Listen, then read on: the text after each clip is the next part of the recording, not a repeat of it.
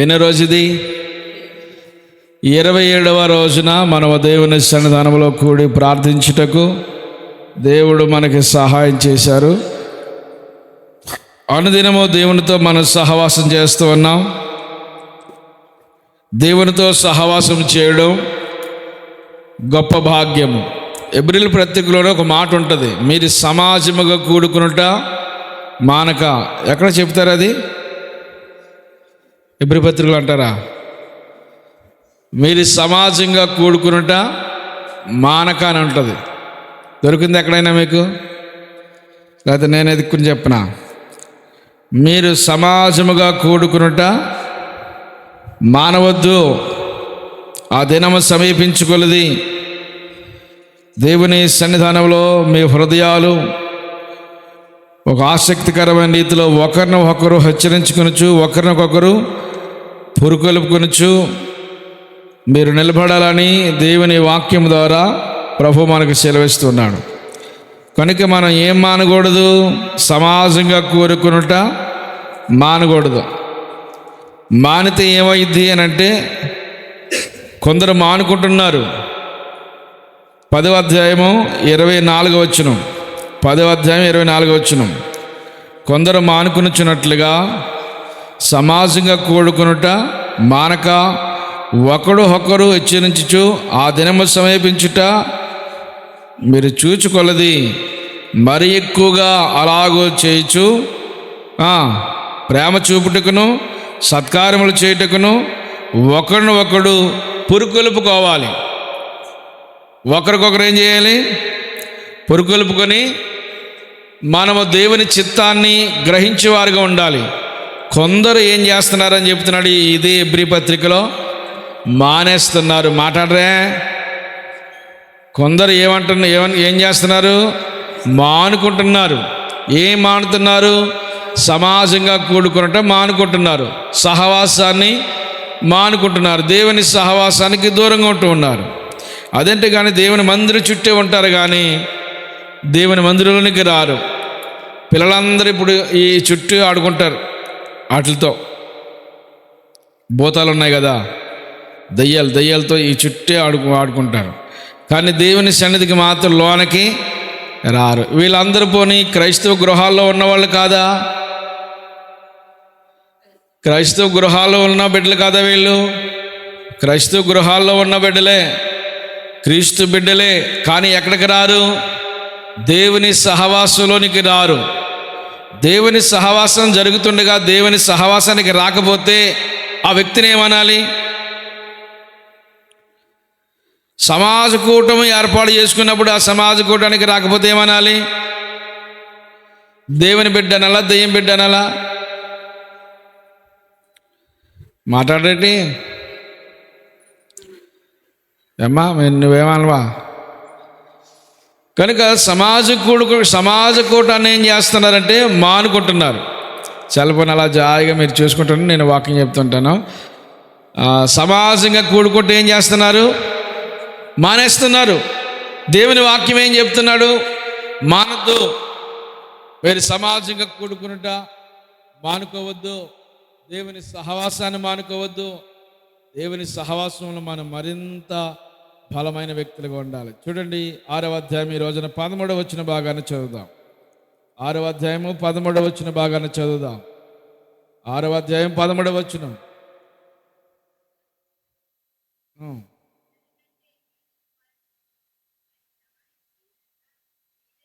చేయలేకపోయేను. చాలు. దేవుడు అబ్రహాముకు వాగ్దానం చేసినప్పుడు తనకంటే ఏ గొప్పవాడు తోడని ప్రమాణము చేయలేకపోయాను. ఏం చేయలేకపోయాడంట? ఆ తర్వాత చదవమ్మా. తన తోడని ప్రమాణం చేసి నిత్యముగా నేను నిన్ను ఆశీర్వదింతును, నిత్యంగా నిన్ను విశ్రింపజేసేదను అని చెప్పాను. ఆ మాట అతడు నమ్మి ఓర్పుతో సహించి ఆ వాగ్దాన ఫలమును పొందెను. అతడు ఆ మాట నమ్మి, ఏ మాట నమ్మి? ప్రమాణం చేసిన దేవుని మాట నమ్మిన తర్వాత ఏం చేశాడు? ఓర్పుతో సహించి ఆ వాగ్దానమును పొందెను. వాగ్దానం పొందాడా పొందలేదా? పొందాడు. దేవుడు అబ్రహాముకి ప్రమాణం చేశాడు. దేవుడు అబ్రహాముకి ప్రమాణం చేశాడు. ఏమని ప్రమాణం చేశాడు? నిత్యముగా నేను నిన్ను ఆశీర్వదిస్తాను, నిత్యముగా నిన్ను విస్తరింపజేస్తాను అని దేవుడు అబ్రహాముకి ప్రమాణం చేశాడు. అబ్రహాముకి దేవుడు ప్రమాణం చేసినప్పుడు అతడు ఆ మాట నమ్మెను. నమ్మి ఏం చేశాడు? ఓర్పుతో సహించి ఆ వాగ్దాన ఫలము పొందెను. దేవునికి మహిమ కలుగునుగాక. వాగ్దానముల నుంచి నెరవేర్చు వాడవు నీవే.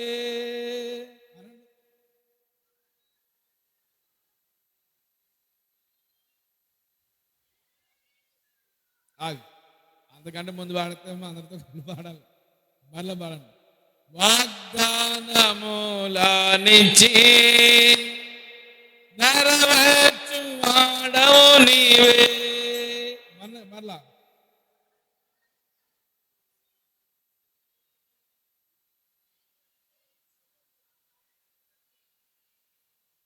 నమ్మకమైన వాడా నన్ను,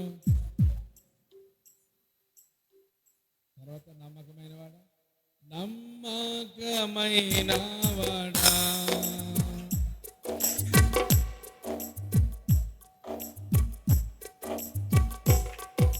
ప్రభు నిన్నే కొనియాడెదా,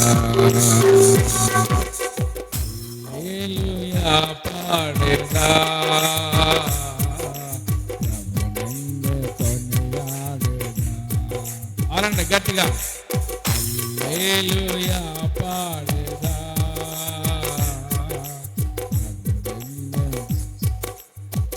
పాట పాడేటప్పుడు సిగ్గుపడకూడదు. అర్థమైందా? ఎంత వాయిస్ ఉంటే అంత వాయిస్ పెట్టి పాడేయడమే దేవుని సన్నిధానం. చప్పట్లు కొట్టేటప్పుడు సిగ్గుపడకూడదు. ఎంత శక్తి ఉందో శక్తి లోపం లేకుండా చప్పట్లు కొట్టి ప్రభుని మహిమపరచాలి. దేవునికి మహిమ కలుగును గాక. దేవుడు అబ్రహాముకి వాగ్దానం చేశాడు. దేవుడు అబ్రహాముకి వాగ్దానం చేశాడు, నా తోడు అని దేవుడు ప్రమాణం చేశాడు. దేవునికి మహిమ కలుగును గాక. నమ్మదగిన దేవుడి వైపు అబ్రహాము ఎదురు చూశాడు. ఆ వాగ్దానము నమ్ముటిలో ఏమాత్రము కూడా అతడు నిరాశ చెందలేదు, సందేహపడలేదు. ఓర్పుతో, విశ్వాసముతో, నమ్మికతో ఆ వాగ్దానము ఫలం, ఓర్పుతో సహించి ఆ వాగ్దాన ఫలమును పొందాడు. ఆ వాగ్దాన ఫలం పొందాడు. అందుకని దేవుని మందిరంలో మనకి దేవుని మీద పరిపూర్ణమైన నమ్మకం ఉండాలి. మనకి అడప భక్తి నమ్మకం ఉంటుంది. కొంతమంది అయితే రాయి చూద్దాం, లేకపోతే అటు వెళ్ళిపోదాం అన్నట్టు చూస్తారు కొంతమంది. నామకాహమైన విశ్వాసంతో ఉంటారు కొంతమంది. పరిపూర్ణమైన విశ్వాసముతో దేవుని సన్నిధానంలో మనం ఉండాలి. రమారమి అతనికి 100 ఏండ్లు వచ్చేసినా కానీ ఇంకా విశ్వాసాన్ని కోల్పోలేదంటే ఆ విషయాన్ని ఈ గ్రంథకర్త ఈ యొక్క అడప భక్తి చేస్తూ తొనికృషులాడుతూ అటు లోకంలోనూ ఇటు దేవుళ్ళలోనూ మరలా వారి యొక్క మత ఆచారాలకు వెళ్ళిపోతున్న ఈ చెదిరిపోతున్న వీళ్ళందరికీ ఎవరి విశ్వాసాన్ని చెప్తున్నాడు తెలుసా? అబ్రహాము యొక్క విశ్వాసాన్ని చెప్తున్నాడు ఈ గ్రంథకర్త. ఆమేన్. హెబ్రీయులకు రాసిన ఈ గ్రంథకర్త ఎవరు? అంతసేపు ఆలోచించారా? ఎవరు? పౌలు గారు. నోట్లో మాట రాగానే, ఇంకా నోట్లో మాట ఉండగానే, నడుతుండగానే వెనకాల చెప్పాలి. హెబ్రీ గ్రంథాన్ని రాసింది ఎవరు? ఇక ఇది ముగించనేకూడదు. అలా చెప్పండి ఒకసారి. ఈ హెబ్రీ గ్రంథాన్ని లేక ఈ పత్రికను రాసింది ఎవరు? పౌలు గారు. అదే దేవునికి స్తోత్రం కలిగిన గాక. అందరూ స్తోత్రం చెప్పండి. ఇది ఎలా చెప్పారు మీరు? ఇది ఎలా చెప్తున్నారు మీరు? మీకు తెలిసింది చెప్తున్నారా, తెలియకుండా చెప్తున్నారా? తెలిసే చెప్తున్నారు. ఆమె తెలియకపోతే ఎలా చెప్పగలరు? కనుక ప్రతి విషయాన్ని కూడా ఏం చేయాలంటే మనము తెలుసుకోవాలి. తెలియని విషయాలు ఏం చేయాలి?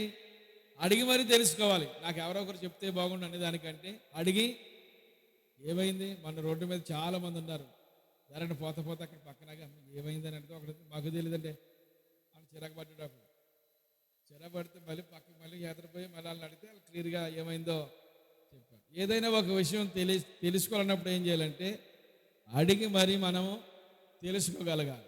హల్లెలూయా. హెబ్రీ గ్రంథకర్త ఉన్నాడు కదా, ఈ గ్రంథాన్ని రాసిన రచయిత ఎవరైనా పౌలు గారు. ఎవరికి రాస్తున్నాడు ఈ గ్రంథాన్ని? హెబ్రీలకు. ఇక్కడ జరుగుతున్న సిచ్యువేషన్ ఏంటి? ఇప్పుడు ఈ పత్రిక రాసే సమయానికి సిచ్యువేషన్ ఎలాగుంది?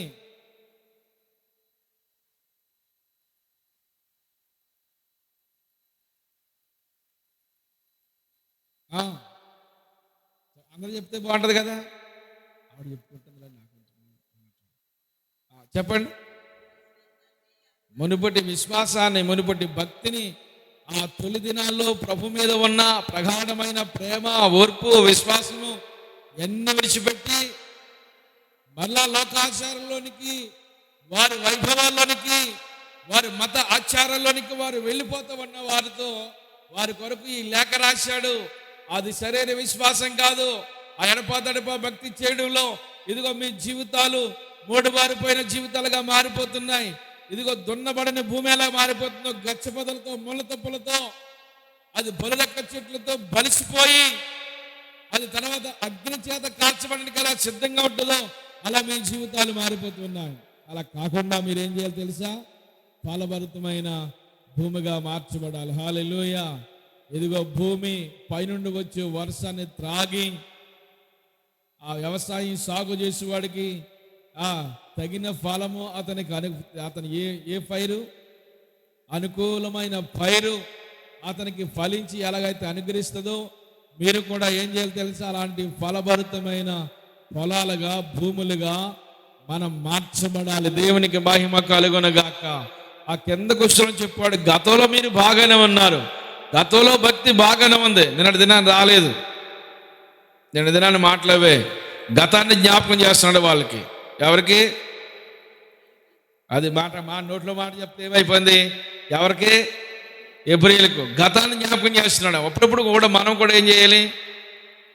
మనం జ్ఞాపకం రాకపోయినా కానీ కొందరు ఏమంటారు, మా గతం జ్ఞాపకం చేసుకో, పొలం నిలిచి పడిపోతున్నా కానీ ఏం చేసుకో, గతాన్ని జ్ఞాపకం చేసుకో. అప్పుడు ఆ తొలి దినాలు ఎలాగుండేదాను? ఆ తొలి దినాల్లో మన పరిస్థితి ఎలాగుండేది? ప్రజెంట్ ఇప్పుడు ఎలాగున్నావు? ఇప్పుడు మనుషుల్లా కనపడతలేదు నీకు? గతాన్ని మనం ఏం చేయాలి? నేనంతే, నేను కూడా ఏం చేయాలి? గతం మర్చిపోయి బ్రతకూడదు. అంతే కదా. కొందరు అనుకుంటారు పాస్టర్ గారు గతం మర్చిపోడేమో అనుకుంటారు, కానీ మర్చిపోలేదు. హల్లెలూయా. మర్చిపోయినా మర్చిపోయినా కదేమైనా చిన్న విషయమా? దీంట్లో ఉండేది అది మర్చిపోయినా. అరుగులంటే ప్రార్థన ఎట్టేది మర్చిపోయినా, ఇదిలాంటి ప్రార్థన ఎట్టేది మర్చిపోయినా. అయ్యేం మర్చిపోలేదు. అవి ఇంకా నా డైరీలో ఉన్నాయి, నా హృదయంలో ఉన్నాయి. ఆ తొలి దినాలు ఇంకా నడుస్తూనే ఉన్నాయి. దేవునికి స్తోత్రం కలిగిన గాక. ఎవరు ఏం సాకారం చేశారో, ఎవరు ఏ రీతిలో హెల్ప్ చేశారో, ఎవరు చెందనాడారో, ఎవరు ఏమన్నారు అన్నీ కూడా మధ్యలో ఎప్పుడు మర్చిపోతామయ్యి. గతాన్ని ఎప్పుడు కూడా మర్చిపోకూడదు. ఈ ప్రజలు కూడా పౌలు గారు ఏం చేస్తున్నాడు తెలుసా? గతాన్ని జ్ఞాపకం చేస్తూ ఉన్నాడు. హల్లెలూయా. గతాన్ని జ్ఞాపకం చేస్తూ ఆ తొలి దినాల్లో బాగానే ఉన్నారు, మరి ఇప్పుడేమైంది? తొలి దినాల్లో బాగానే సహకరించారు, ఇప్పుడేమైంది? ఇప్పుడెందుకు? ఎవరు మిమ్మల్ని భ్రమ పెట్టారు? ఓ అవివేకులైనా గలతీయులారా, గలతీయులతో చెప్తాడు ఈ మాట. ఓ అవివేకులైన గలతీయులారా, ఎవడు మిమ్మలను భ్రమ పెట్టాడు? యేసుక్రీస్తు ప్రభు యొక్క దైవత్వం గురించి, ఆయన యొక్క ఆ మహిమను గురించి మీకు కళ్ళారా కళ్ళు కట్టినట్టుగా మీకు చూపించాను కదా. మళ్ళా ఎందుకు ఈ విధమైన పాడు ఆలోచన మనసులో మీకు వస్తున్నాయి? ఎవడు అసలు మిమ్మల్ని భ్రమ పెట్టాడు? మీ మనసులో మారాలి. దొరకలేదమ్మా, వచ్చింది దొరకలేదా? ఓ అవివేకులైన గలతీయులారా, మిమ్మల్ని ఎవడు భ్రమ పెట్టాడు? సిలువ వేయమన్నట్టు యేసుక్రీస్తు మీ కన్నుల ఎదుట ప్రకటించబడింది కదా. తెలుసుకొని కోరుచున్నాను. చాలు చాలు. ధర్మశాస్త్ర సంబంధమైన క్రియల గురించి, ఇక్కడ మన యొక్క క్రియల గురించి, ధర్మశాస్త్ర సంబంధమైన క్రియల ద్వారా మీరు పరిశుద్ధపరచబడిపోయా? మేము అనుకుంటాం మేము మా క్రియల ద్వారానే మాకు ఇలా జరిగిపోయింది, నేను ఎలా చేశాను అందుకే ఇలాగ అయిపోయింది. అసలు ఏం కాదు. దేవుడు నమ్మదగిన వాడు, నీతిమంతుడు, పరిశుద్ధుడు, గొప్పవాడు కనుక మనం ఈ రోజున ఈ స్థితిలో ఉన్నాం. మనం చేసే పెద్ద ఈ గడపతాడు ఈ భక్తి కొరకు మాత్రం ఇలాగలి ఉన్నా అనుకోవద్దు. దేవుడు కృపగలవాడు కనుక మన భక్తి కేవలం యావత్తు కూడా మన నీతి, మన క్రియలన్నీ దేవుని దృష్టిలో అంతే అంతే, దాంతో సమానం. అంటే విలువ లేనిది కదా అది, దాంతో సమానం. దేవుడు గొప్పవాడు కనుక ఈ రోజున మనము ఈ స్థితిలో ఉన్నాం. ఆయన కనికరమూర్తి. హల్లెలూయా, హల్లెలూయా. నేను ఎందుకు ఇలాగున్నానంటే ఆ రోజు నేను ఇది చేశాను అనుకున్నాను. అది బడాయి కబుర్లు, అదేంటి, నేను అది చేశాను కాబట్టి ఇలా ఉన్నాను ఈ స్థితిలో, అదేం కాదు, అంతేమీ లేదు. దేవుడు గొప్పవాడు కాబట్టి, దేవుడు కృపగలవాడు కాబట్టి మనం ఈ స్థితిలో ఉన్నాం. దేవుని స్తోత్రం కలను గాక. ఆయన కృపే కనుక నేను విడిచి వెళ్ళిపోతే నువ్వేమైపోతావో తెలీదు. అందుకని ప్రతిరోజు మనం ఆయన కృప కొరకు ప్రాధేయపడాలి. దేవునికి స్తోత్రం కలను గాక. హల్లెలూయా. దేవుని ఎదుట డాంబికమైన బడాయి మాటలు చెప్పుకోకూడదు ఎప్పుడు కూడా. భక్తులు కూడా చాలా మంది ఏం చేస్తారు తెలుసా, బడాయి మాటలు చెప్తారు. ఎవరిలాగా? ఆ శంకర్లాగా. శంకర్ కాదు కదా, పరిచయులాగా. ఆ పరిచయులాగా ఏం చేస్తారు కొంతమంది భక్తులు కూడా బడాయి మాటలు చెప్తూ ఉంటుంటారు. ఏమంటే దేవుడు చేసిన గొప్ప కార్యాలు మనం జ్ఞాపకం చేసుకోవాలి. భక్తుల జీవితంలో ఆయన చేసిన విషయాన్ని, అబ్రహాము జీవితంలో అబ్రహాము పొందిన ఆశీర్వాద వచనాన్ని ఇక్కడ పౌలు గారు వారికి ప్రకటన చేస్తూ ఉన్నాడు. మరలా చదవమ్మా, అయ్యే మాటలు మరలా చదవాలి. 13వ వచనం. దేవుడు అబ్రహామునకు వాగ్దానం చేసినప్పుడు తనకంటే ఏ గొప్పవాని తోడు అని ప్రమాణము చేయలేకపోయాను. ప్రమాణం చేసి నిశ్చయముగా నేను నిన్ను ఆశీర్వదించేదను, నిత్యముగా నిన్ను విశ్రమింపజేసేదను అని అతనితో చెప్పాను. ఆ మాట నమ్మి అతడు ఓర్పుతో సహించి ఆ వాగ్దానమును పొందెను. దేంతో సహించాడంటండి? ఓర్పుతో సహించి ఆ వాగ్దానాన్ని. ఆ మాట చెప్పండి ఒకసారి, నువ్వు చెప్పాలి, చెప్పమ్మా. ఓర్పుతో సహించి ఆ వాగ్దానాన్ని పొందాడు. దేంతో సహించాడు? ఓర్పుతో. వాగ్దానం పొందడానికి కూడా ఏం చేయాలి? ఓర్పుతో సహించాలి మనము. హల్లెలూయా. దేవుని యొక్క సమక్షంలో ఎంత ఓర్మి కలిగి ఉంటామో అంత ఆశీర్వాదం దేవుడు మనకిస్తాడు, అంతగా దేవుడు విస్తరింపజేస్తాడు. అబ్రహాముకి ఎంత ఓర్పునిచ్చో, ఎంత ఓర్పో, ఆ ఓర్పుతో అన్ని సహించుకున్నాడు. ఒక రోజున దేవుడు చేసిన వాగ్దాన ఫలాన్ని పొందుకున్నాడు. 5వ అధ్యాయము 11వ వచనం చదవండి.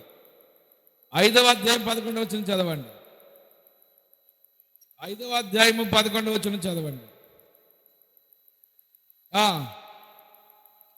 ఇందుని గురించి మేము చెప్పవలసిన అనేకమైన సంగతులు ఉన్నవి, కానీ మీరు వినుటకు మందులైనందున వాటిని విశుద్ధపరచుట కష్టము అంటున్నాడు. చాలా విషయాలు మీకు చెప్పాలని ఉంది, కానీ వినడానికి ఏమైపోతున్నారు?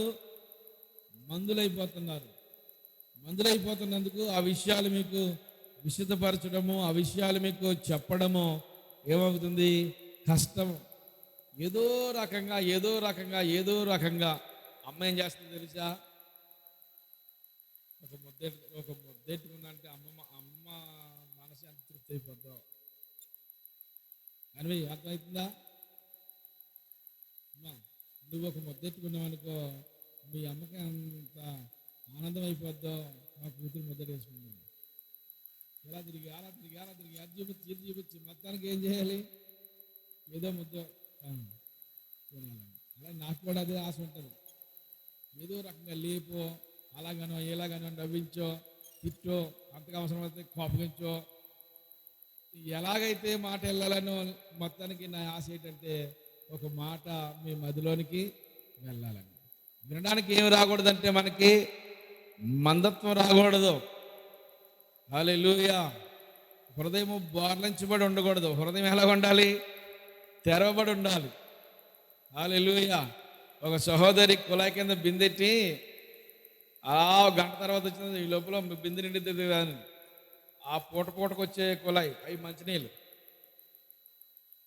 అయ్యో బిందె నిండలేదు అనుకుంటుంది. తీరా ఆడవుల్లో వాళ్ళని తిట్టుకుంటా ఇలా బోర్లించి పెట్టేసి పోయింది. అది బోర్లించి పెడితే మరి ఎంతసేపు కూర్చుని అందులో కలుతాయమ్మా, ఎలా కదా, ఎలా కట్టాలి? కుళాయి కింద బింది ఇలా మూతి పైకి కట్టాలి, ముఖం పైకి కట్టాలి, దేవుని స్తోత్రం కలిగి కాక, అంతే కదా. కనుక మన హృదయం కూడా ఎలా ఉండాలి? తెరవబడి ఉండాలి. లూదియా హృదయం తెరవబడింది. హల్లెలూయా. తెరవబడింది కనుకనే దేవుని మాటలు ఒక్కొక్క మాట ఆమె హృదయంలో నేరుగా వెళ్ళిపోయి పరిశుద్ధాత్మ దేవుడు గొప్ప కార్యాలు చేశాడు. ఆమె రక్షించబడింది. ఆమె ఇంటివారు కూడా రక్షించబడ్డారు. ఆ తర్వాత తుయతైరా పట్టణం వెళ్ళిపోయింది. తుయతైరా పట్టణంలో సంఘాన్ని స్థాపించింది. తుయతైరా పట్టణానికి గొప్ప సాక్ష్యంగా నిలిచింది. ఇప్పుడు ఆ తుయతైరా పట్టణంలో ఉన్న సంఘము ప్రకటన గ్రంథంలో కూడా మనకు కనబడుతుంది. ఆమె చెప్తారేమనుకున్నాను. ఆ ప్రకటన గ్రంథంలో తుయతైరా పట్టణంలో ఉన్న సంఘపు దూతకి ఇలా రాయమన్నాడు కదా. ఎలాగా? ఆ పట్టణం ఎవరిది? ఇదిగో ఈ లూదియాదే. ఆ పట్టణం ఎవరిదమ్మా? లూదియాదే. కనుక ఆమె రక్షించబడింది. ఆమె ఇంటి వారిని రక్షించబడింది. తర్వాత వ్యాపార నిమిత్తమై ఆ ఫిలిప్పీ పట్టణం వెళ్తూ ఉండేది. మాసిదోనియాలో ఉన్న ఫిలిప్పీ పట్టణం వెళ్తూ ఉండేది.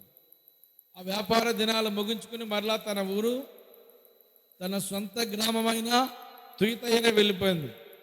అక్కడ అద్భుతమైన విశ్వాసాన్ని ప్రకటించింది, దేవుని ప్రేమను ప్రకటించింది. అక్కడ సంఘం కట్టడమే కాదు, సంఘానికి సపోర్ట్ చేసింది. తనకున్న ధనముతో ఆ దేవుని పరిచర్యలో ఎంతో సహకరించింది. దేవునికి మహిమ కలుగునుగాక. దేవుని మాటలు విన్నామంటే వ్యర్థంగా పోవమ్మా. అందుకని వినడానికి మనలో మందులు కాకూడదు. వినేటప్పుడు చాలా ఆసక్తిగా ఉండాలి. ఫోన్ గెలుకుతా ఉన్నాం అనుకోండి, వినలేము. ఏదో పిచ్చపాటి పక్కన వాళ్ళతో మాట్లాడని ఆసక్తి ఉందనుకోండి, వినలేము. నిద్రపోయే ఆలోచన ఆ కునిపాట్లు వచ్చిననుకోండి, ఏ మాట చెప్పినా లోపలికి వెళ్ళదు. కొంతమంది విన్నట్టే ఉంటారు కానీ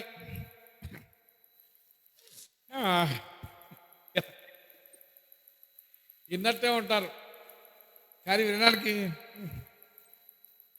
నేను చెప్పిన మాటల్లో ముఖం ఎలా ఉండాలంటే చాలా అలా చక్కగా నవ్వుతుంటా. ఎన్ని మాటలు చెప్పినా నువ్వు అలా ఉన్నావు అనుకోండి, వింటున్నావో వింటలేదో అర్థం తెలియదు. కనుక దేవుని మాటలు ఏం చేయాలంటే రిసీవ్ చేసుకోవాలి. హల్లెలూయా. మీరు నేను చెప్తున్నప్పుడు అలాగంటే ఎలా కొట్టదు, ఇలాగ గోక్కుని ఆవులింతే ఎలా కొంటుందా అంటే వింటున్నామనే శ్రద్ధ ఉన్నట్టు కనపడుతుందా? కనపడదు. వినకపోతే దైవ కార్యం మన జీవితంలో జరగదు. వినాలి దేవుని మాటలు. వింటే మన బ్రతుకులు బాగుపడతాయి, మన కుటుంబాలు ఫలభరితంగా మార్చబడతాయి, గ్రామానికి ఒక సాక్షిగా ఉంటాం. దేవునికి మహిమ కలుగునుగాక. అబ్రహాము పొందిన ఆశీర్వాదపు వచనాన్ని మనకు కూడా దేవుడు ఇవ్వాలని ఆశపడుతున్నాడు. హల్లెలూయా. 6వ అధ్యాయం 11వ వచనం పై వచనం చదవమ్మా. 11వ వచనం పై వచనం చదువు మీరు. ఇప్పుడు అదేనా చదువుతా? 5వ అధ్యాయం చదవమ్మా. 6వ అధ్యాయం 11వ వచనం.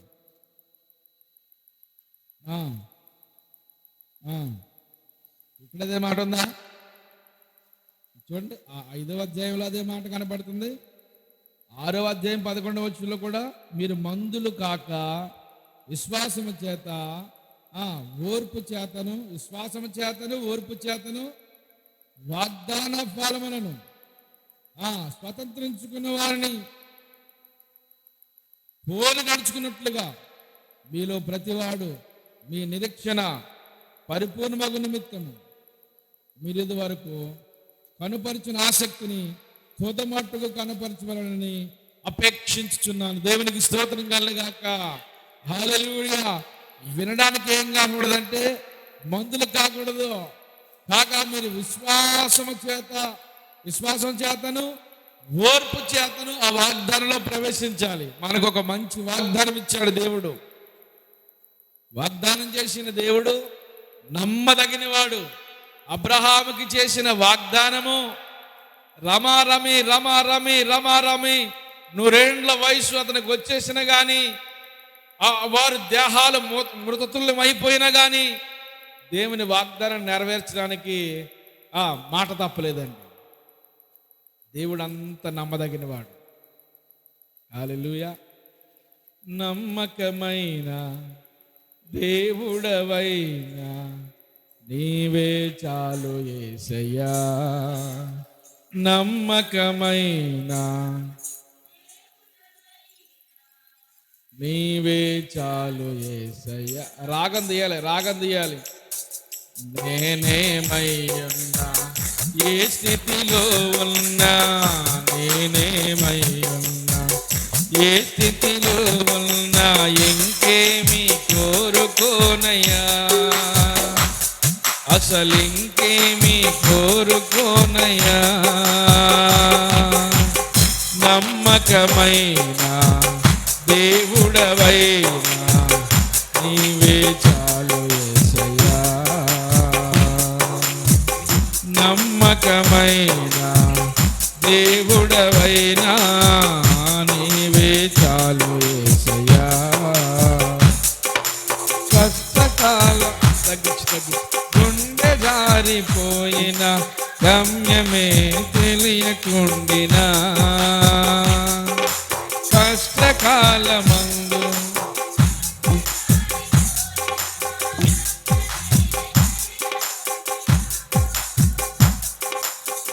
సాయము చేసే నీవు నాకుంటే, సాయము చేసే చాలు యేసయ్యా, చాలు యేసయ్యా. నమ్మకమైన దేవుడవైనా నీవే చాలు యేసయ్యా. ఈ పాటలో ఎంత అర్థం ఉందో చూడండి. నమ్మకమైన దేవుడు అయ్యా నీవే నాకు చాలు. కష్టకాలమందు గుండె జారిపోయిన గమ్యము తెలియకుండా ఆ సాయం చేసే దేవుడు అయినా నీవు నాకుంటే చాలయ్యా. ఈ లోకంలో ఎవ్వరూ మనకు సహాయం చేసేవారు లేకపోవచ్చు, మనకు భరోసా ఇచ్చేవారు లేకపోవచ్చు, మనకు బాధ్యతగా నిలిచేవారు లేకపోవచ్చు, కానీ మన దేవుడు మనకున్నాడు. మనుషులు నమ్మించి మోసం చేస్తారు, కానీ కష్టకాలంలో దేవుడు మనల్ని ఆదుకుని ధైర్యపరుస్తాడు. దేవునికి స్తోత్రం కలుగుగాక. అందుకనే నరులు నమ్ముటి కంటే యెహోవాను ఆశ్రయించుట మేలు అన్నాడు. హల్లెలూయా, హల్లెలూయా. ఏం పర్లేదమ్మా నీకున్నా నీ కష్టంలో నీ చెత్త నీకెందుకు అంటాడు. ఆ టైంలో కనపడకుండా పోతాడు. చేస్తానన్న మాట ఇచ్చినవాడు నెరవేర్చలేకపోయాడు, కానీ మన దేవుడు మాట ఇస్తే ఏం చేస్తాడు? ఆయన నెరవేరుస్తాడు. దేవునికి స్తోత్రం కలుగుగాక. ఇప్పుడు చూడండి, రోమాపత్రిక 4వ అధ్యాయం 16వ వచనం చదువుదాం. రోమాపత్రిక 4వ అధ్యాయం 16వ వచనం.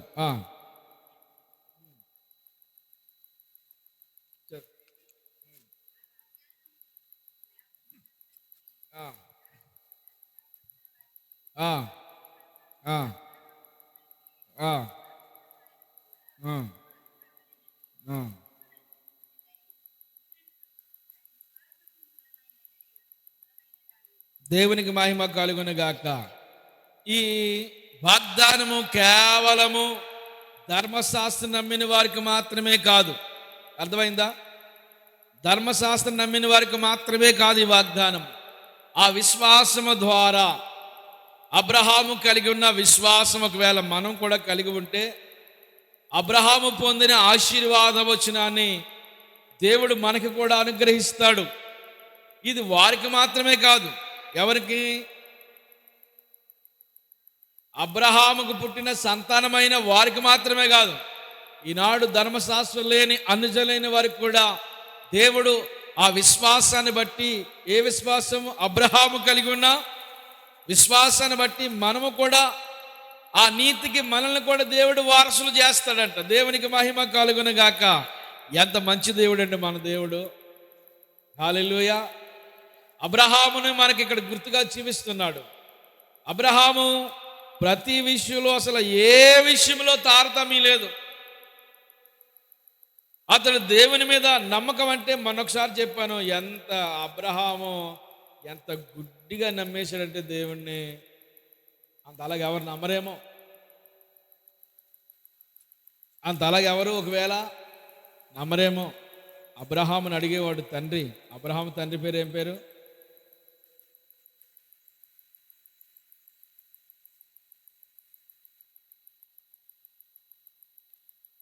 నువ్వు చెప్తే ఎందుకమ్మా పాస్టర్ గారు. అబ్రహాం తండ్రి పేరు అంటే తలపైన తోక్కొచ్చేది మీకు. అబ్రహాం తండ్రి పేరు చెప్పనాక ఏం పేరు ఆయన పేరు?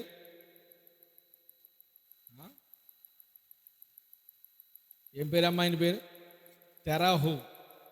ఏహు అందరూ చెప్పండి ఆయన పేరు తెరాహు. నానా తండ్రి గారిని చాలా గౌరవిస్తారండి. పూర్వీకులు తండ్రిని చాలా గౌరవిస్తారు. మొన్న సహోదరి శిరీష గారు వచ్చారు కదా సౌదీలో ఉన్నప్పుడు, ఎవరైనా ఒక పెద్ద వ్యక్తి, తల్లి కానీ తండ్రి కానీ, ఆ పెద్ద తరహాలో ఉన్నవారు ఇంటికి వస్తే అందరూ వచ్చి వాళ్ళకి ఎన్ని పనులు ఉన్నా కానీ వాళ్ళ దగ్గరికి వచ్చి పలకరించి ఇలా బ్లెస్ చేయించుకుని వెళ్ళిపోతారంట. ఎన్ని పనులు ఉన్నా కానీ ఒక పెద్ద వ్యక్తి ఇంటికి వస్తే చాలా గగ్గలాడతారు, దగ్గరికి వస్తారు. మనం అలాగే పెద్దవాళ్ళకి చాలా రెస్పెక్ట్ ఇస్తారంటే వాళ్ళు. పెద్ద తరహాలో ఉన్న పెద్ద తరహా అంటే ఏదో పేటకే మోతుపర్లని కాదు దాని అర్థం. పెద్దవాళ్ళు కుటుంబంలో పెద్దలు ఉంటారు కదా, పెద్దవాళ్ళు ఇంటికి వస్తే చాలా రెస్పెక్ట్ ఇస్తారంట. ఒక చక్కటి ఆసనం వేస్తారు. అందరూ ఒకరి తర్వాత ఒకరు వన్ బై వన్గా వచ్చి, ఒక ఇంట్లో 10-20 పిల్లలు ఉంటారు ఒక్కొక్క ఇంట్లోని. అలా కంటమే కదా వాళ్ళ కంట్రోల్స్ గట్రా ఏమి ఆడి సిస్టమ్ ఏం లేదు వాళ్ళకి. దేవుని మహాకృపను బట్టి దేవుని స్తోత్రం కలిగి కాక అందరూ వచ్చి ఏం చేస్తారంటే వచ్చి ఆశీర్వాదం తీసుకుంటారు. అందరూ వచ్చి పలకరిస్తారు. పలకరించి ఎలా ఉన్నారో క్షమాచారం అంతా తెలుసుకుని అప్పుడు వెళ్ళి వాళ్ళ పనులకి వాళ్ళు చేసుకుంటారు. అప్పుడు అబ్రహాముకి దేవుడు కనపడడం చెప్తున్నాడు కదా. అబ్రహాము తండ్రి అయిన తెరహు ఏం చేస్తున్నాడంటే అడుగుతున్నాడు, నాయన ఎవరా నీకు ఏంటి నీకు ప్రాబ్లం ఏంటి చెప్పంటే, లేదు నాయన నాకు దేవుడు కాపాడ్డాడు, ఇన్నాళ్ళు దేవుడు అని తిరిగాను, ఏది నిజమైన దైవమో ఏది నిజం కాదో, ఏది సత్యమో ఏది అసత్యమో తెలియని కన్ఫ్యూజన్లో ఉన్నాను. నాకు నిజమైన దేవుడు కనిపించాడు, నన్ను ఆ దేశం వచ్చేయమని చెప్పాడు, నేను వెళ్ళిపోతాను అన్నాడు. వెళ్ళిపోతానంటే ఆ దేవుడి పేరు ఏంట్రా బాబు అన్నాడు. ఏమో నాయన నాకు తెలియదు, ఆ దేవుని పేరేంటో కూడా నాకు తెలియదు. మరి ఎక్కడికి వెళ్తావు ఏమో నాకు తెలీదు. ఆ వెళ్ళిన దేశం, నువ్వు వెళ్తున్న దేశంలో వసతులు ఏంటి, అక్కడ ప్రాంతం ఎలాగుంటుంది ఏమో అది కూడా నాకు తెలియదు. మరి ఎలా బ్రతుతో వెళ్ళి ఏమో నాకు తెలియదు. మరి మమ్మల్ని అందరం వదిలేసి వెళ్ళిపోతావా? వెళ్ళిపోతాను, నా భార్యను తీసుకుని నేను వెళ్ళిపోతాను. వస్తానంటే ఆమె తీసుకెళ్తాను, ఒకవేళ రానంటే అక్కడ నీతో ఉంటుంది, నేను మాత్రం ఆ భార్యతో పంచుకున్నాడు. అమ్మా ఇది పరిస్థితి ఎలాగుందంటే, నువ్వు ఎక్కడ ఉంటావో నేను అక్కడ ఉంటాను, అన్నాడు, నీతోనే నేను అని నా జీవితం అని ఏం చేసింది, చారమ్మ గారు అబ్రహాం గారితో ప్రయాణం. అలాగ వారి యొక్క ప్రయాణము బయలుదేరారు. నువ్వు లేనప్పుడు మాకెందుకురా బాబు ఇవన్నీ. అర్థమైందా? అబ్రహాం తండ్రి పేరు ఏం పేరు? అప్పుడు ఈ అబ్రహాం వెళ్ళిపోతుంటే తన తమ్ముడు కొడుకైన లోతు అబ్రహాంతో పాటు బయలుదేరి ఆయన యొక్క భార్య పిల్లలు కలిసి ఈ అబ్రహాం గారితో ప్రయాణం వచ్చేస్తారు. అప్పుడు అబ్రహాం వచ్చేస్తుంటే అప్పుడు తెరహు కూడా వాళ్ళతో వచ్చేసాడు. వారు సోయారు మట్టుకు వచ్చి అక్కడ ఆగిపోయారని రాయబడి ఉంటారు. ఎక్కడికి వచ్చారు? కల్దీల దేశం అనబడిన ఊరు అను పట్టణం నుండి బయలుదేరి వచ్చి ఆరాను మట్టు, ఎక్కడంటే వాళ్ళు ఆరాను మట్టుకు వచ్చి అక్కడ ఆగారు. ఎక్కడి వరకు వచ్చారు? ఆరాను అంటే, ఆరాను చూడండి, ఆరాన్ అనే మాటకు ఇది ఒక పచ్చటి ప్రదేశం. ఒరే బాబు, ఏ అబ్రహామా, దేవుడు నీకు చూపించిన ప్రాంతం ఇదిగో ఈ ప్రాంతం అయి ఉంటుందిరా, నువ్వు చూసి ఉండవు. ఇదిగో ఈ ప్రాంతం చాలా పచ్చగా ఉందని అక్కడ అక్కడ స్థానకం వేశాడు. మరలా అబ్రహాము తండ్రి అయిన తెరహు చనిపోయిన తర్వాత మరలా అబ్రహాముతో దేవుడు మాట్లాడాడు. దేవుని స్తోత్రం కలిగాక 11వ అధ్యాయం ఎండింగ్లో అబ్రహాంతో మాట్లాడతాడు. 12వ అధ్యాయం ప్రారంభంలో తెరహు చనిపోతాడు. ఆ తర్వాత తెరహు చనిపోయిన తర్వాత మరలా వీళ్ళు ప్రయాణమై దేవుడు చూపించే దేశానికి ఈ ప్రాంతం వచ్చేస్తారు. అసలు ఆ ప్రాంతం ఏంటో, మనుషులు ఏంటో విషయాలు ఏమీ అబ్రహాముకి తెలీదు. పిల్లల్ని ఇస్తానన్నాడు చెప్పి అన్నాడు, కానీ రామారామి ఎన్ని సంవత్సరాలు అయిపోయింది ఇస్తానని చెప్పిన తర్వాత ఈ స్టోరీ అంతా మాకు తెలుసు కదండి అన్నారు. ఈ స్టోరీ అంతా తెలుసా మీకు? ఎన్ని సంవత్సరాలు అయిపోయింది తెలుసు కనుక మళ్ళీ మీరు ఎందుకు మాకు చెప్తున్నారు? ఎన్ని సంవత్సరాలు అయిపోయింది? 25 సంవత్సరాలు అయిపోయింది. 25 సంవత్సరాలు అయిపోయినా కానీ పిల్లలు పుట్టలేదు. అయినా కానీ అబ్రహాముకి విశ్వాసంలో అసలు సనగిల్లిపోలేదంటే అది మనం చెప్పుకోవాలి. ఇన్ని సంవత్సరాలు గతించిన తర్వాత అసలు ఎవరికైనా విశ్వాసం బ్రతుకుంటుందా? ఇంకెంత మన సహోదరి యోబు ఆ అమ్మగారు చెప్పినట్టు ఎత్తుకొచ్చిన దేవుడు ఏంటయ్యా నువ్వు ఇక చావన చావు అని ఒకవేళ మంచి మంచి సలహాలు, ఇక పిల్లలు ఏం పిల్లెత్తాను ఇంకా దేవుడు అంటాను నోరు మూసుకొని ఇక దీంతో వెళ్ళిపో అని అమ్మగారికి మంచి సలహా ఇచ్చింది. అమ్మగారు మంచి సలహా ఇచ్చారు. అది వాగ్దాన నిబంధనలో లేనివాడు ఒకడు పుట్టుకొచ్చాడు. ఇప్పుడు ఆడే ప్రపంచానికి మేకై కూర్చున్నాడు. ఇప్పుడు దేవునికి స్తోత్రం కలిగాక అందరి స్తోత్రం చెబుదా. హల్లెలూయా. దేవుని వాగ్దానాలకి మనము ఆటంకంగా ఉండకూడదు. వాగ్దానాలు పూర్తిగా మనము పరిపూర్ణమైన నమ్మకం ఉండాలి. చూడండి, ఇప్పుడు ఎక్కడికి వెళ్దామంటే ఎబ్రీ పత్రిక 6వ అధ్యాయం ముగింపులోకి వచ్చేయండి. 6వ అధ్యాయం ముగింపులోకి. బైబిల్ ముగింపు అంటే బైబిల్ మూసేసారా? అమ్మా చదువమ్మది.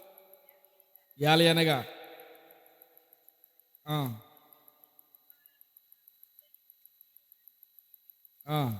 అయిపోయిందా? ఏం చదివాం? నేను ఇప్పుడు తీసుకోండి.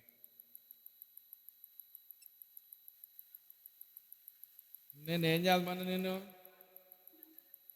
ఆరాధ్యం ముగింపు. అది ముగింపు అంటే అది చదవాలి. ఆగు ఏ ముగింపు చదివామా నువ్వు?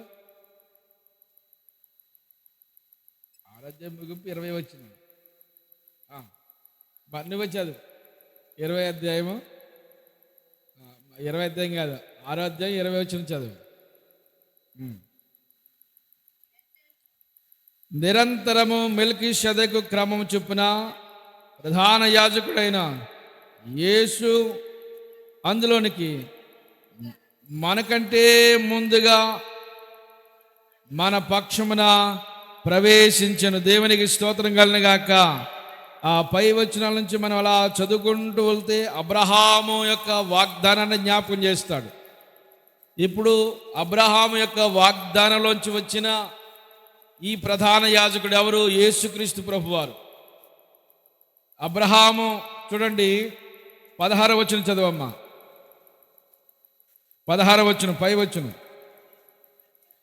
మనుషులు తమ కంటే గొప్పవాడిని తోడని ప్రమాణం చేయలేదు.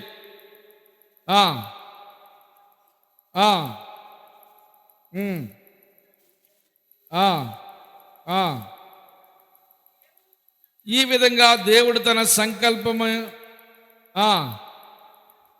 ఆ వాగ్దానమునకు వారసుడైన వానికి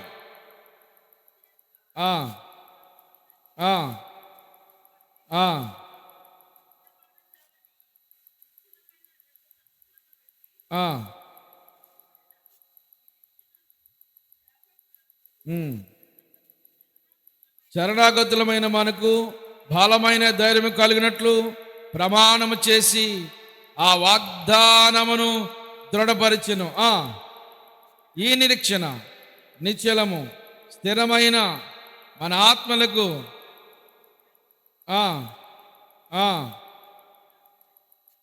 తెరలోపల ప్రవేశించున్న దేవునికి స్తోత్రం కలిగాక. ఈ వాగ్దానం అంటున్నాడు. ఏంటది? వాగ్దానము.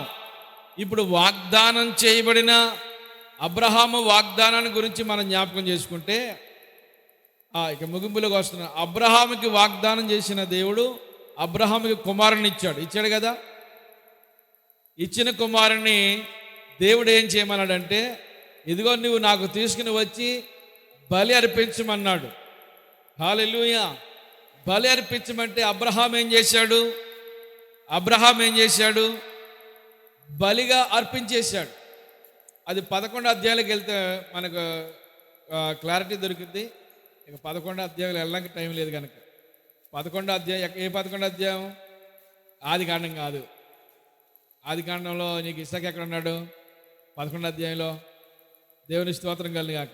ఎబ్రీ పత్రిక 11 అధ్యాయంలో వెళ్తే ఇప్పుడు చదవద్దు. ఒకవేళ అలా మీరు చూస్తే చాలు. అయితే అక్కడ అబ్రహాము యొక్క వాగ్దానం ఏంటంటే కుమారుని పొందాడు. కుమారుని పొందిన తర్వాత దేవుడు ఏం చేయమన్నాడు? కుమారుణ్ణి నాకు బలిగా అర్పించమన్నాడు. బలిగా అర్పించమంటే అబ్రహాం ఏం చేశాడు? ఆ కుమారుని తీసుకుని వెళ్ళి మోరియా పర్వతం మీద తీసుకుని వెళ్ళి అర్పించేశాడని చెప్పాలి. దేవుడు అబ్రహామా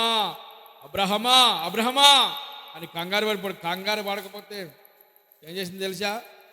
వేసేసినంతే. ఇప్పుడు ఆ కుమారుని ఆ విధంగా దేవుడు ఏం చేశాడు తెలుసా? అని కాపాడు. దేవునికి స్తోత్రం కలిగిన గాక. ఇప్పుడు తనకి ఒక్కడై ఉన్న కుమారుడైన యేసుక్రీస్తు ప్రభుని మనందరి కొరకు దేవుడు అనుగ్రహించాడు. హల్లెలూయా చెబుదాం. ఆయన మనకు అనుగ్రహించి, ఆయన శిలువకు అప్పగించి, శిలువలో సమస్త మానవాళి కొరకు తన రక్తాన్ని, తన ప్రాణాన్ని ఆయన పనంగా ప్రాణత్యాగం చేసేసాడు. ప్రాణత్యాగం చేసిన తర్వాత ఆయన మృతుల్లో నుండి ఇస్సాకును బలిపీఠ నుంచి ఎలా అయితే లేపాడో, యేసుక్రీస్తు ప్రభుని ఎక్కడి నుంచి లేపాడు? మృతుల్లో నుండి లేపాడు. దేవునికి స్తోత్రం కలిగాక. ఆయన మృతుల్లో నుండి లేపిన ఆ యేసుక్రీస్తు మీద, ఆ ప్రధాన యాజకుడి మీద, అందుకని అదే చెప్తున్నాడు. ఇప్పుడు చదవండి ఈ ప్రధాన యాజకుడి గురించి 6వ అధ్యాయం చివరి మాటలు. నిరంతరము మెల్కీషెదకు క్రమం చొప్పున ప్రధాన యాజకుడైన యేసు అందులో మనకంటే ముందుగా మన పక్షముగా ప్రవేశించను. దేవునికి స్తోత్రం కలిగాక. యేసు మనకంటే ముందుగా ఎందులో? మృతుల పునరుత్థానంలో. ఎందులోనండి? అందరూ చెప్పండి, ఎందులో? అందుకని ఈ మాటలు కొంతమంది వినడానికి కొంచెం కష్టతరంగా ఉండొచ్చు, అర్థం కాకుండా కొంచెం పాలు తాగే వయసు ఉంటే, మిడిమిడి జ్ఞానంతో ఉంటే అర్థం కాదు. పాలు తాగని వయసు, ప్రభువులో స్థిరమైన మనసు ఉంటే ఏమవుద్ది? అర్థమవుతుంది. దేవుని స్తోత్రం కలిగాక. హల్లెలూయా. ఆ యేసుక్రీస్తు ప్రభు వారు ఎందులో ప్రవేశించారు? మృతుల పునరుత్థానంలో. ఆమేన్. ఆయన ఎలాగైతే మృతుల పునరుత్థానంలో ప్రవేశించి తిరిగి లేచాడో, మనం కూడా ఏం చేయబడతాం? ఒక దినమందు లేపబడతాం. దేవునికి స్తోత్రం కలిగాక. మన పాపానికి ప్రక్షాళన జరిగిపోయింది. ఏమంటే మన ప్రధాన యాజకుడు మన పాపములన్నీ ఆయన శిలువలో భరించి వేశాడు. దేవునికి మహిమ కలుగునగాక. మనం నీతిలోనికి ప్రవేశిస్తాం. దేవుని నిత్యమైన ఆ మహిమలోనికి, ఆ రాజ్యంలోనికి మనము ప్రవేశిస్తాం. ఆ ప్రవేశించే రాజ్యం కొరకు భూలోకంలో ఓర్పుతో మనం ఉండాలి, ఓర్మి ఉండాలి. విశ్వాసంలో అబ్రహాము కలిగి ఉన్న విశ్వాసాన్ని జ్ఞాపకం చేస్తున్నాం. ఆ విశ్వాసంలో మనము నడిపించబడాలి. మనము పునరుత్థానంలో ప్రవేశించాలి. నిత్యత్వంలోనికి మనం నడిపించబడాలి. దేవుని యందు ప్రగాఢమైన విశ్వాసం. ప్రతి విషయంలో కూడా మనం ప్రభుని ఎలా నమ్మాలి తెలుసా? చాలా విశ్వాసం. ఆమేన్. గుడ్డుగా పడిపోతున్నాం. ఇంకా హల్లెలూయా. జరుగుద్దా అమ్మా? జరుగుద్దా? చూస్తారు, ఎప్పుడు చూద్దాం అనకూడదా? వీళ్ళని కూడా చూద్దాం. జరుగుద్ది. ఆమేన్, ఆమేన్. మా దేవుడు ఈ అగ్నిగుండం నుండి, వేడి కలిగిన అగ్నిగుండం నుండి రక్షించిన సరే. అంతే కదా అమ్మ? అంతేనా? ఇదే ఈ నినాదం ఉండాలి. లేకపోతే అయినడు పెళ్ళి, లేకపోతే కానడు పెళ్ళి కాదు. రక్షించిన సరే. లేకపోతే పుడితే ఆడపిల్ల అంట పుట్టదు, లేకపోతే మన పంట పుట్టొచ్చాను, ఏదో అలా పుడతాను. ఏమండి, మనం ఏదో ఒక విశ్వాసం మనకు ఉండాలి. దేవుని స్తోత్రం కలిగిన గాక.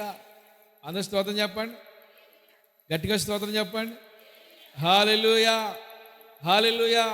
మన ప్రగాఢమైన విశ్వాసము అవుతుందా? అందులో ఏ విధమైన మార్పు లేదు. అబ్రహాంకు ఉందా విశ్వాసం?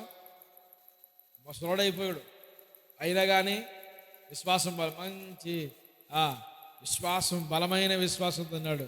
మొత్తానికి ఆ విశ్వాసం ద్వారా అనుకున్నది సాధించేశారండి. హల్లెలూయా, హల్లెలూయా, హల్లెలూయా.